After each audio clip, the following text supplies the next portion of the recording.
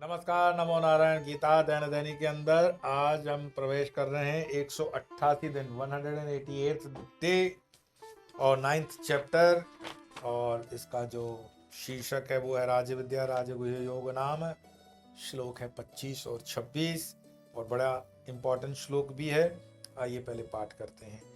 यान्ति देवव्रता देवान् पितॄन् यान्ति पितृव्रता भूतानि यान्ति भूतेजा यान्ति मद्याजिनोऽपि माम् पत्रं पुष्पं फलं तोयं यो मे भक्त्या प्रयच्छति तदहं भक्त्युपहर्तम् अश्नामि प्रियतात्मना।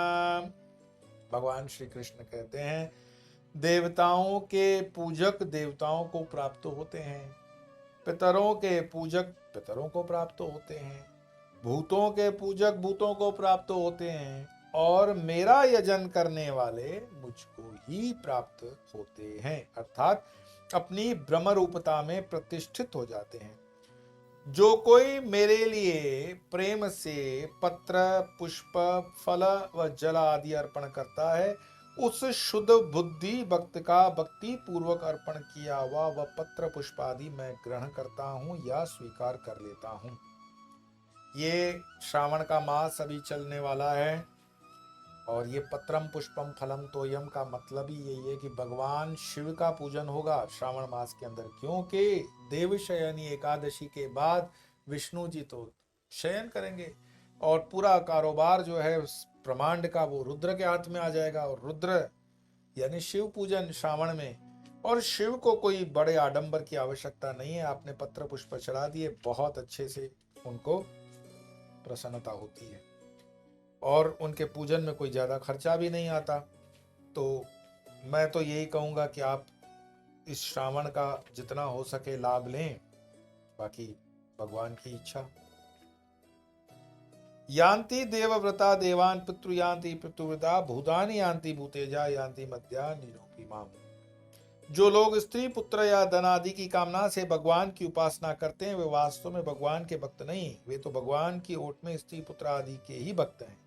और भगवान के भक्त तो केवल भगवान को ही चाहते हैं। भगवान के भक्त ऐसे थोड़ी होगा कि पैसे दोगे तो मैं तुम्हें चाहूंगा, नहीं दोगे तो नहीं चाहूंगा, या मुझे बंगला गाड़ी दिया तो भगवान, नहीं तो नहीं करूंगा तो नहीं करूंगा। तो जो भगवान को भगवान के लिए चाहे। तो भगवान की उपासना कितने प्रकार की है? यूं तो सगुण निर्गुण वेद की उपासना दो प्रकार है। निर्गुण उपासक योग साधना के द्वारा परमात्मा की उपासना करते हैं और सगुण उपासना साकार निराकार भेद से दो प्रकार की है। प्रधानतया आर्य समाजी सगुण निराकार उपासक वगैरह करते हैं और उसमें अलग अलग जो भाव हैं वो भी आ जाते हैं। तो ये सगुण उपासना की, निर्गुण उपासना की किस प्रकार साधना होगी, निर्गुण की कैसे, सगुण तो हम सब जानते हैं। तो निर्गुण की भी वैसे देखा जाए तो 12वें अध्याय के अंदर भगवान श्री कृष्ण कहते हैं ये थोड़ा डिफिकल्ट है, बाकी की जा सकती है, लेकिन पहले पहले भगवान को साकार स्वरूप पूजना चाहिए। तो भक्ति का स्वरूप क्या है? केवल भक्त और भगवान रह जाएं तथा सृष्टि का अत्यंत अभाव हो जाए, यही भक्त का स्वरूप है। जाइए जाइए, आ गया। प्रेम बड़ा है या ज्ञान? तो साधक दो प्रकार के होते हैं, हृदय प्रदान और मस्तक प्रदान। हृदय प्रदान के लिए प्रेम सुख साध्य है और मस्तक प्रदान के लिए विचार श्रेयस कर रहा है। हृदय और मस्तक दो तरह से विचार होता है। प्रेम किस प्रकार करना चाहिए, ऐसे कई प्रकार के प्रश्न महाराज जी के पास आते हैं और महाराज जी दर एक प्रश्न का समाधान कर रहे हैं कि प्रेम किस प्रकार करना चाहिए। मीरा कहती है, प्रेम करना चाहिए मनवा, प्रीति करना चाहिए। प्रेम योग और भोग के स्कूल नहीं होते, ये किसी के सिखाने की अपेक्षा नहीं रखते, ये स्वयं स्वभाव से ही प्राप्त होते हैं। प्रेम करने का कोई समय भी नहीं और न इसकी कोई विधि है, केवल निरंतर स्मरण करते रहने तथा ईर्ष्या घृणा भय लज्जा कुल शील जाति और मर्यादा, इन 8 विघ्नों से बचने रहने पर भगवान की कृपा से प्रेम की प्राप्ति होती है। मैं एक बार फिर आपको बताऊंगा ये 8 विघ्न कौन से हैं। ये 8 विघ्न हैं कि पहले निरंतर स्मरण करते रहना, और फिर ईर्ष्या, घृणा, भय, लज्जा, कुल, शील, जाति, मर्यादा, इन 8 विघ्नों से बचते रहने पर भगवान की कृपा से प्रेम की प्राप्ति होती है। जार स्त्री जैसे पर पुरुष का चिंतन करती रहती है, उसी प्रकार सब काम करते हुए भी स्नेह पूर्वक भगवान का निरंतर चिंतन करते रहना चाहिए। तो सकाम और निष्काम प्रेम में क्या अंतर है? प्रेम तो है, लेकिन सकाम और निष्काम में क्या अंतर है? भगवान से कुछ चाहना सकाम प्रेम है, और केवल भगवान को चाहना निष्काम प्रेम है। भगवान से कुछ चाहना सकाम है। प्रेम और ज्ञान में अंतर क्या है? प्रेम और ज्ञान दोनों साधनों सोपाधिक भी हैं और निरुपाधिक भी, दोनों अद्वितीय हैं और दोनों अनिर्वचनीय भी हैं। परंतु प्रेम होने से देह अध्यास स्वयं छूट जाता है, और ज्ञान देह अध्यसन रहने पर भी होता है। देश काल का अनुभव जिज्ञासु तो करते हैं, पर ज्ञानी और प्रेमी नहीं करते। भक्त ध्यान से देश काल को तोड़ता है और ज्ञानी विचार से। अतः सिद्धांत दोनों का एक ही है। ज्ञानी आरंभ में ही अपने को ब्रह्म कहता है, किंतु भक्त अंत में अपने को खोकर अपने इष्ट को ही रखता है। बात एक ही है। प्रेम से माया के विक्षेप दोष की निवृत्ति होती है और ज्ञान से आवरण की, इसलिए दोनों की ही आवश्यकता है। प्रेम ज्ञानी और भक्त दोनों के लिए आवश्यक है। अंतर केवल यही है कि भक्त में संस्कार रूप से द्वैत रहता है और वह भगवान से प्रेम करता है, तथा ज्ञानी अद्वैत दृष्टि होती है उसके पास और वह आत्मरति करता है।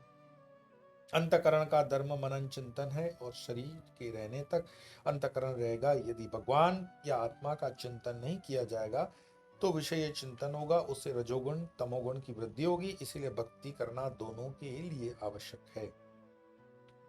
तो दोनों जो श्लोक अपने हम आज पाठ कर रहे हैं कि यान्ति देवव्रता देवान, पितृन यान्ति पितृव्रता, भूतानि यान्ति भूतेजा, यान्ति मद्याजिनोऽपि माम, पत्रम पुष्पम फलम तोयम यो मे भक्त्या प्रयच्छति, तदहम भक्ति उपहृतम अश्नाति प्रेतात्मा।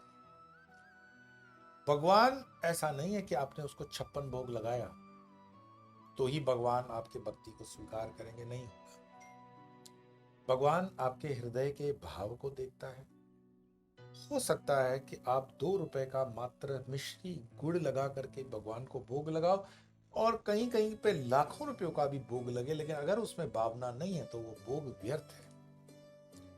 कहीं कहीं पर इतनी बड़ी बड़ी मोटी मोटी मालाएं भगवान को चढ़ाई जाती हैं, लेकिन उसमें एडवर्टाइजमेंट वाला कंसेप्ट ज्यादा होता है कि फोटो निकालेंगे, नेताजी के गले में से माला रखी जाएगी, फिर उसको डस्टबिन में डाल दिया जाता है। परमात्मा के लिए अगर आपने अपने हाथ से पत्तों वाली भी माला पहनाई है उनको, चाहे वो तुलसी की बनी हुई हो, चाहे बेली पत्र की बनी हो, या किसी भी पुष्प की या पत्ते की हो, भावना होनी चाहिए। जरूरी नहीं है कि आपके भगवान के आगे वो प्योर घी का दिया जले तो दिया प्रकट होगा, तो क्या सादा तेल नहीं? सादे तेल का भी भावना होनी चाहिए। कुल मिलाकर के भगवान भावना को देखते हैं, भक्त के हृदय को देखते हैं। भक्त के हृदय के भीतर बसे उस भावना से वो अभिभूत होते हैं, द्रवित होते हैं। भक्त जो खिलाए वो खाते हैं, और भक्त जो उसको भोग लगाए स्वीकार करते हैं। भक्त बनकर के भगवान का दर्शन करना, साहब बनकर के नहीं, सेठ बनकर के नहीं। हमारा प्रत्यक्ष अनुभव रहता है कि कई बार मंदिरों में हम जाते हैं तो हमें खुद भी ये मौका मिलता है कि बड़े बड़े IAS IPS ऑफिसर कहते हैं कि आपके लिए VIP अरेंजमेंट कर देते हैं, तो मन में ये भावना आती है कि है गलत, लेकिन कभी कभार समय की सीमा को ध्यान में रखते हुए हो सकता है 6 घंटे हम लाइन में खड़े न रह पाएंगे, तो मंदिर देखने का कोई फिर मौका नहीं मिलेगा। तो परमात्मा से क्षमा याचना करते हैं कि ये अहंकारवश तो नहीं, क्योंकि ये दुरुपयोग तो है ही, पर मैं व्यक्तिगत पसंद करता हूं मंदिर में न जाना।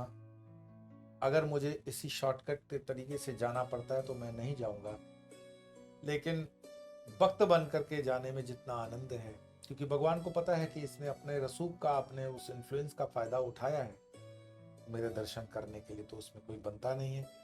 तो इस भावना से आप समझो कि अपनी हृदय की भावना शुद्ध करें। आइए दोनों श्लोकों का पाठ करेंगे और वाणी को विराम देंगे।